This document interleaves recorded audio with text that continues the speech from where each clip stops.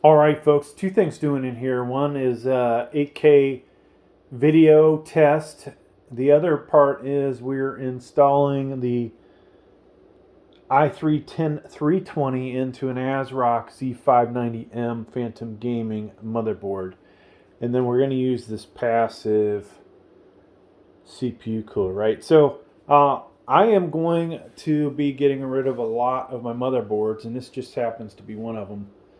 So let's go ahead and get started. First thing I'm going to do is put my CPU in. Now you want to leave this plastic cover on here. This protects the pins in here. You may have noticed recently I haven't done anything but 12th and 13th gen. And so we haven't done one of these in a while. But there's our CPU. There's a little triangle here. Sometimes on the motherboard there's something. Triangle on the black cover, alright? Now, you want to line the triangle up with the triangle there. Plop that in. And that's good to go. Now, this thing should pop off on its own. Make sure this gets hooked up underneath and boom. Alright, put that back in your box. Now, the CPU cooler, folks. This is going to come next, but first we need a little bit of thermal paste on here. And I'm just basically going to test this motherboard out, make sure that it's good to go for resale. I have not used it in a while. Probably putting a little more thermal paste than I need, but alright, so we've got to take these screws out. This is going to be interesting trying to line this up. And of course I just dropped the screw somewhere. Nothing worse than losing components, folks. I honestly can't remember if the screws, which side they go on. Well, they have to come from the underside, because otherwise you'll never find them. So let me go ahead and keep taking these out. Alright, so I haven't looked at the directions in a while. We're just going to go for it. Obviously we've got to put one of these screws, have a screw come in from underneath. And then we'll line that up with our heat sink. Now of course this thing's sliding all over the place.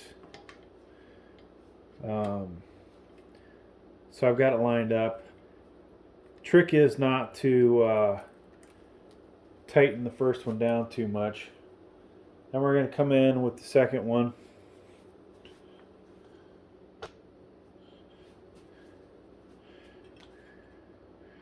And hopefully you guys are able to see what I'm doing here. So at some point we're going to be able to flip this over completely.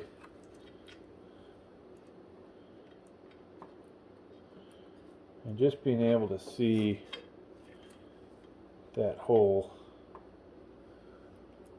is another story.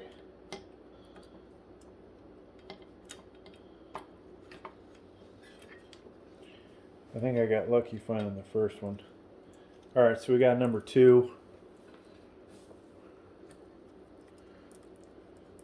Keeping these loose enough.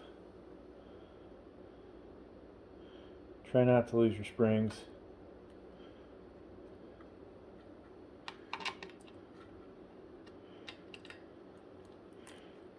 So able to get number 3 in.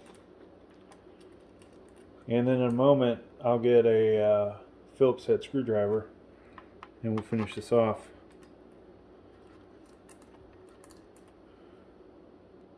So I can only imagine how massive this file size is going to be, but hey, this video will be good for quite a few years, right? When people don't want to watch, obviously, 480, 720p videos, and eventually they tire of, say, 4K, and oh, I'm only going to watch this in 8K, right?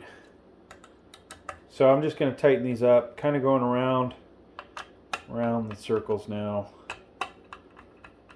until it's nice and tight. All right, folks, so that's on there nice and tight. I want to fire this thing up, so we're going to attach our CPU power connector here. We only need this 1x8 for this. Definitely for this CPU.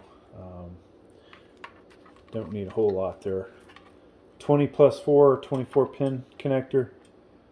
That is, I'm sure you guys can see that.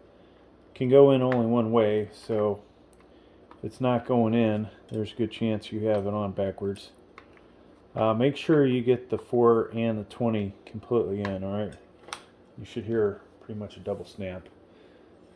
Now, RAM wise, I brought 2 out. Sometimes, you know, RAM you buy isn't compatible. You should always make sure your RAM's compatible. I did not check this. I have some RAM sitting around just in case.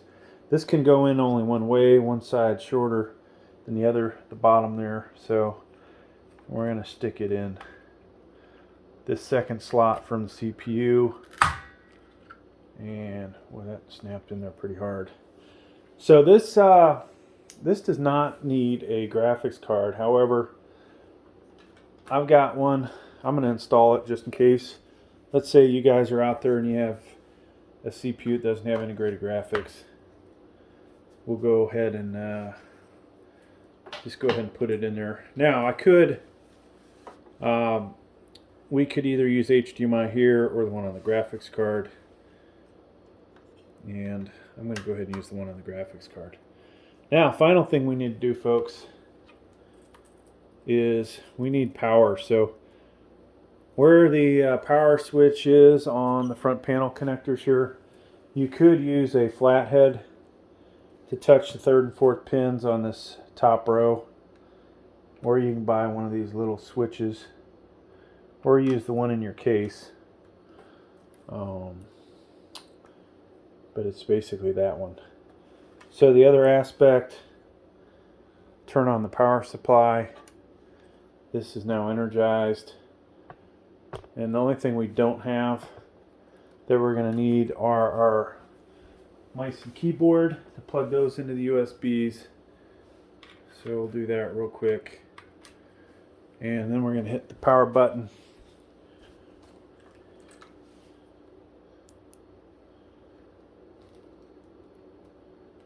And got that going. We do have one red light. Let's see if we get anything to come up on the screen. I probably should point the screen so you guys can actually see it, right? That would be helpful. So far it's not looking good. Did I forget something? CPU power. This is basically the minimums you need. Oh, there it is. So you can see we made it to BIOS. And here, if you wanted to turn XMP on, which it looks like it's already on, probably a good idea with me selling it to actually shut it off so that whoever gets this doesn't have any problems with it. But all right, so another thing here, folks, if you had a drive, you'd see it over here. If you had multiple drives, you'd be able to move those around and prioritize it. Over here in the top is your BIOS revision, and I haven't updated this in a while, so but there you go, folks. Looks it's looking good. Thanks for checking out the video. Please like, please subscribe. Thank you.